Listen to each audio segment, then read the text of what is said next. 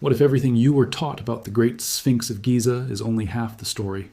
For thousands of years, this giant stone lion with a human face has sat quietly in the desert, staring east, watching the sun rise again and again, as if it is guarding a secret nobody has ever fully understood. Now, something strange has happened. When Grok, the AI system built by Elon Musk's company xAI, was asked a simple question, who really built the Sphinx? It did not repeat the answer found in ordinary textbooks. Instead, it looked closely at the cuts in the stone, the strange rounded grooves running down its sides, the oddly small head sitting on a massive body, and the way the whole monument lines up with the stars. And what came out of that analysis made the mystery even bigger than before. Was the Sphinx really carved during the age of the pharaohs? Or is it something much older, a leftover piece of a world we have forgotten completely? Stick around until the end, because the final piece of this puzzle does not just question the Sphinx. It questions the entire timeline of human history. But first, what was the very first strange thing Grok noticed? That is where everything starts to unravel. If videos like this interest you, hit subscribe so you never miss one. Before we go further, it helps to understand what the standard history books actually say about the Sphinx, because without that starting point, none of the later questions will make sense. The Great Sphinx sits on the Giza Plateau in Egypt, and it is one of the most recognizable statues on the planet. It is carved out of one enormous block of limestone with the body of a lion and the face of a man. One of its most talked about features is that its face is pointed exactly east, toward the spot where the sun comes up every single morning.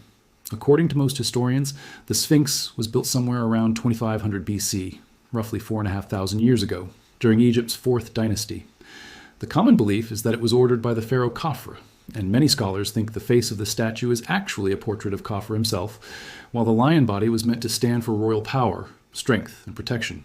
The traditional story also explains that while workers were cutting stone for Khafre's pyramid nearby, a large leftover block of rock remained at the site. Rather than removing it, the builders shaped that leftover block into the Sphinx. So instead of stacking separate stones together, the entire figure was carved straight out of the natural bedrock. It is thought to have been built as a protector, standing guard over Khafre's pyramid and the burial site around it. Workers of that era would have used simple tools like copper chisels and wooden mallets, slowly shaping the giant figure over what was probably several years, with a large workforce involved. Even today, this remains the version accepted by most historians, largely because the Sphinx sits right beside Khafre's pyramid complex, and its style appears to match other structures from that same era. No solid proof has ever fully disproven this account, which is why it has been taught in schools and shared in books for generations. So where did people first start questioning it? For a long stretch of time, almost nobody challenged when the Sphinx was actually built. Most simply accepted the textbook version.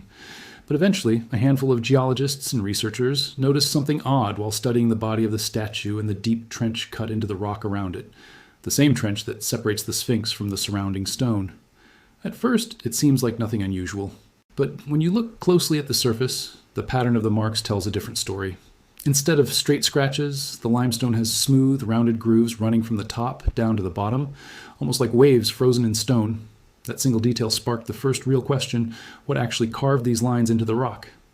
Some argued it was simply wind and blowing sand, since the Sphinx has stood exposed in the open desert for thousands of years. But many geologists pushed back on that idea. Wind erosion, they explained, usually wears stone down sideways in a more horizontal pattern. What they were seeing on the Sphinx looked far more like the kind of vertical grooves that heavy water flow leaves behind. And this is where things get interesting.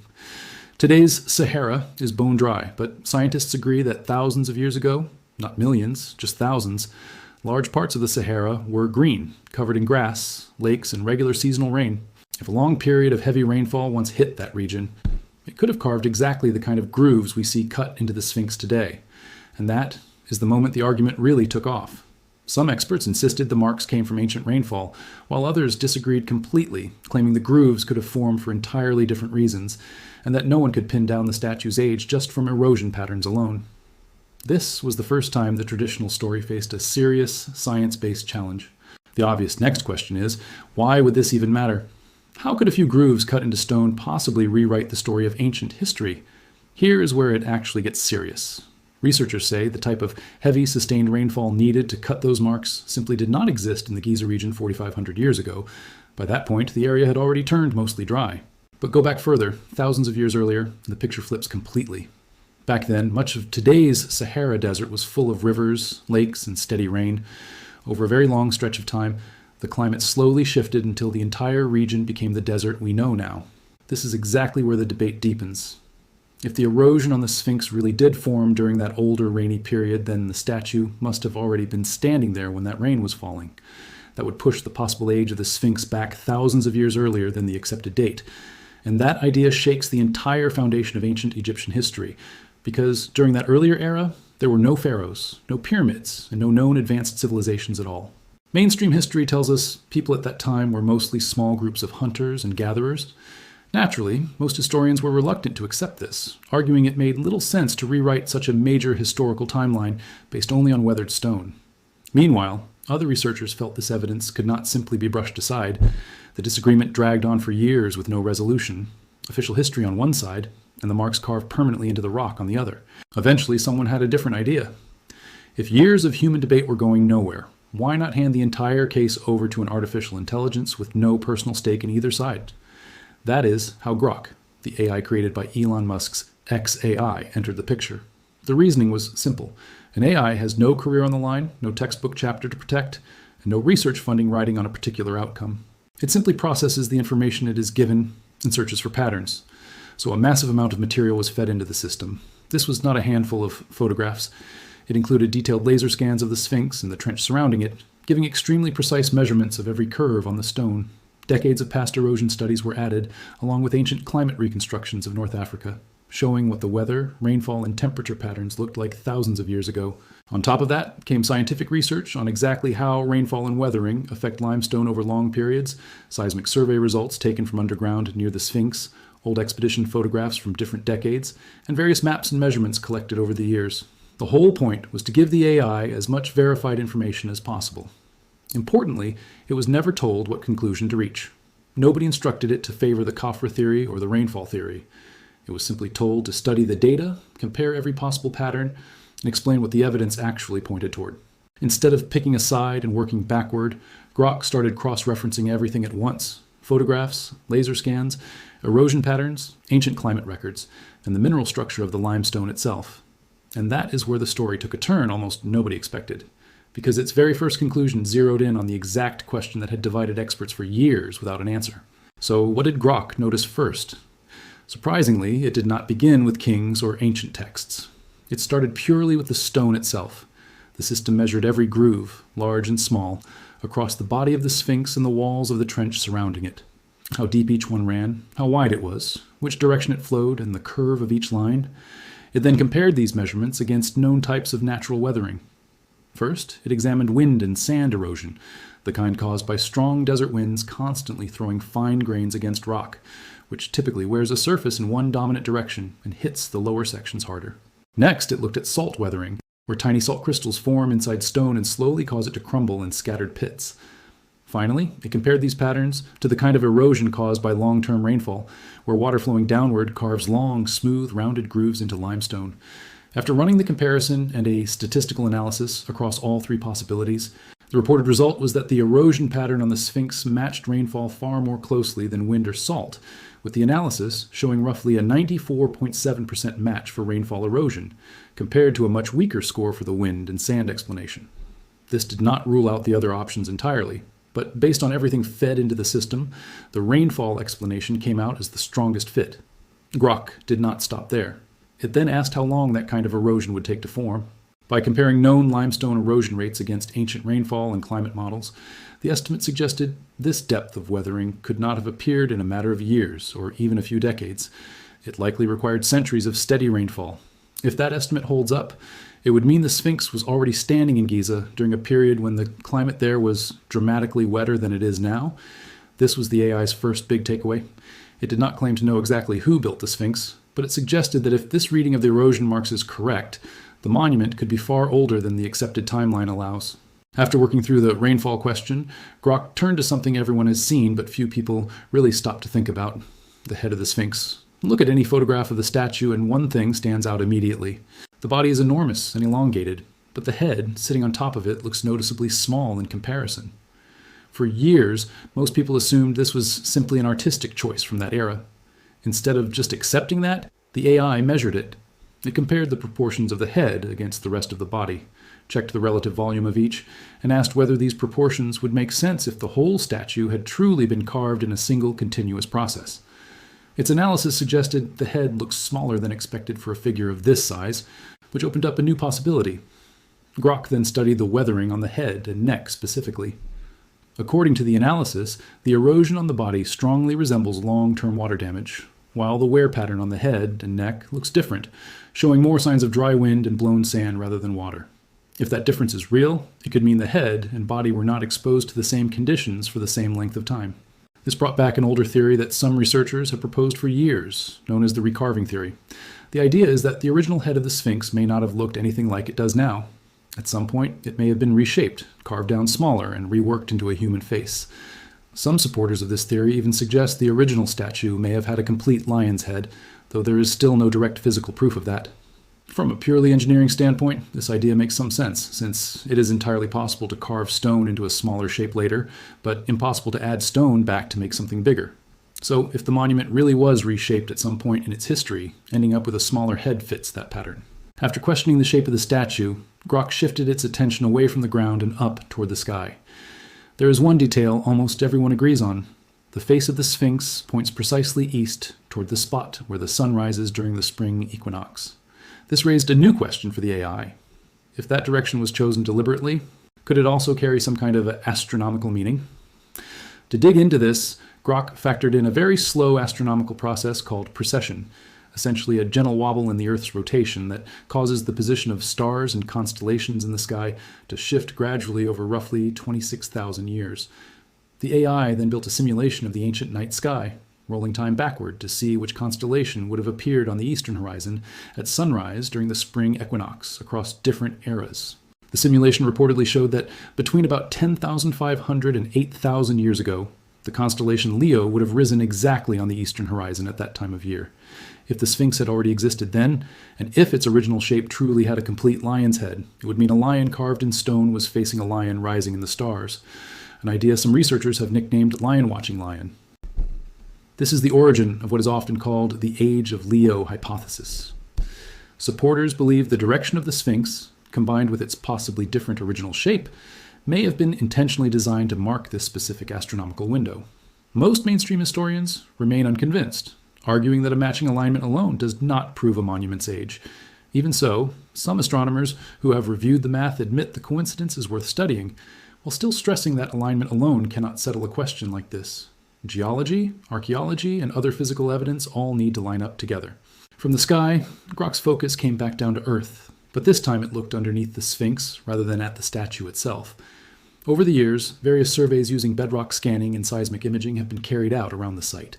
Some of these reports mention underground hollow spaces that do not appear to be ordinary natural cracks, and in a few cases, researchers have even discussed rectangular voids beneath the surface. There is still no agreement on what these spaces actually are. According to this analysis, Grok combined all of these underground measurements and maps into a single model, focusing specifically on a possible cavity reported beneath the front paws of the statue. It then compared the direction of that cavity to the line of the spring equinox sunrise. The AI flagged this as an interesting alignment worth noting, but was careful to describe it only as a pattern, not confirmed proof of anything. From there, Grok expanded its search well beyond Giza, comparing the layout and orientation of other ancient monuments from around the world, many of which are believed to align with sunrise positions or significant calendar dates. It compared angles, directions, and geometric relationships across these sites, and reportedly found repeating patterns across different continents, raising the possibility that some ancient builders may have followed a shared design approach or common blueprint. This remains only a hypothesis, and it is not accepted as established history. Some engineers who have looked into this kind of comparative analysis agree that repeated angles and orientations across distant sites are worth studying, but they are equally clear that geometric similarity alone does not prove a shared civilization or a shared plan. Much stronger physical and historical evidence would be needed to support that leap. Even so, this comparison shifted the conversation in a bigger direction. The question was no longer only about the Sphinx. It became about whether some of the world's oldest monuments might be connected in ways we do not yet understand, or whether the human mind is simply drawn to finding patterns even where none truly exist. By this stage, Grok had already studied the erosion marks, the proportions of the head, and the alignment patterns shared with sites around the globe. But then it made one more comparison that pushed the discussion even further. It began examining the precision of stonework across different ancient structures, how flat certain surfaces were, how tightly stone blocks fit together, and how accurately entire structures matched their intended angles. Comparing buildings from different eras produced a surprising possibility. Some of the oldest structures appeared to show more precise fitting and alignment than many monuments built centuries later. If true, this would suggest that technology and craftsmanship did not simply improve in a straight line over time. Instead, certain kinds of advanced knowledge may have existed early on and later been partly lost. This is sometimes referred to as a reverse technology curve, the idea that advanced building methods existed in the distant past, and that later generations were only able to copy the outward appearance of older monuments without fully grasping the engineering or mathematics behind them. This is also where ideas like lost knowledge and template copying come up, suggesting later builders may have tried to recreate what they saw without understanding the full science behind the original construction. Still, there is no universally accepted archaeological proof backing this particular idea. This naturally leads to the biggest question of all. If the Sphinx really is far older than the standard timeline claims, what actually happened around 12,000 years ago? Scientists agree that this period marked a major shift on Earth, as the last ice age was ending. Massive ice sheets began melting across the globe. Sea levels rose sharply and climates shifted in dramatic ways almost everywhere. This part is well established in mainstream science, which is exactly why this era is treated as such a major turning point in Earth's history. But this is also where more speculative ideas begin. Some researchers propose that if an advanced society did exist during that period, the extreme climate shifts of that time could have wiped out most physical evidence of it. However, no widely accepted archaeological discovery has ever confirmed the existence of such an unknown global civilization. With that possibility in mind, Grok examined the Sphinx and other ancient sites again, and its analysis raised the idea that some monuments might not be simple buildings at all, but something closer to messages preserved in stone meant to survive for thousands of years. Because of this, some people have started calling the Sphinx a kind of stone clock, a symbol pointing toward a particular era through its direction, its possibly altered shape, and its connection to the stars. This remains a hypothesis rather than a proven scientific fact. It naturally raises another question. Could all of this really be intentional? Some kind of ancient marker left behind on purpose? Or is it simply the human tendency to link separate facts into one bigger, more dramatic story? There is still no clear answer today. Some parts of this story rest on solid scientific ground, while other parts remain firmly in the territory of theory and ongoing debate. New discoveries could reshape the story completely in the future, or the mystery could remain unsolved indefinitely. What is certain is that the Sphinx continues to be one of the most debated monuments in human history. So, what should we actually take from all of this? Did Grok genuinely crack one of history's oldest mysteries, or did it simply lay out another possible interpretation of existing evidence? Looking at the full picture, one thing stands out clearly. The AI did not uncover anything brand new on its own. It did not dig a new trench, discover a hidden stone, or find a lost manuscript. It simply gathered existing information, ran it through analysis, and searched for patterns within data that already existed. Because of that, its conclusions cannot be treated as final proof. An AI system has no way of truly knowing what happened thousands of years ago. It can only weigh different possibilities based on whatever information it has been given, and its conclusions could easily shift if new evidence comes to light. At the same time, the traditional historical view still holds strong support from most archaeologists and historians today, and the Sphinx is still widely credited to the reign of Pharaoh Khafre. Ideas like rainfall erosion, the age of Leo, a reshaped head, or a lost ancient civilization remain active subjects of ongoing research and debate, without full agreement among experts. Perhaps the real value in this whole story is that it pushes us to keep asking questions, which is exactly how scientific understanding moves forward. A claim gets made, it gets tested, new evidence surfaces, and conclusions shift when the evidence supports it, simply accepting or rejecting an idea because it matches what we already believed is not the right approach. So now it is your turn. Do you think Grok simply offered a fresh read of existing evidence, or does this pattern push us to look at ancient history from a completely different angle? Drop your thoughts in the comments, because conversations like this are exactly what leads to new questions and sometimes even new answers. If you enjoyed this and want more fact-based mystery content, subscribe so you never miss the next one.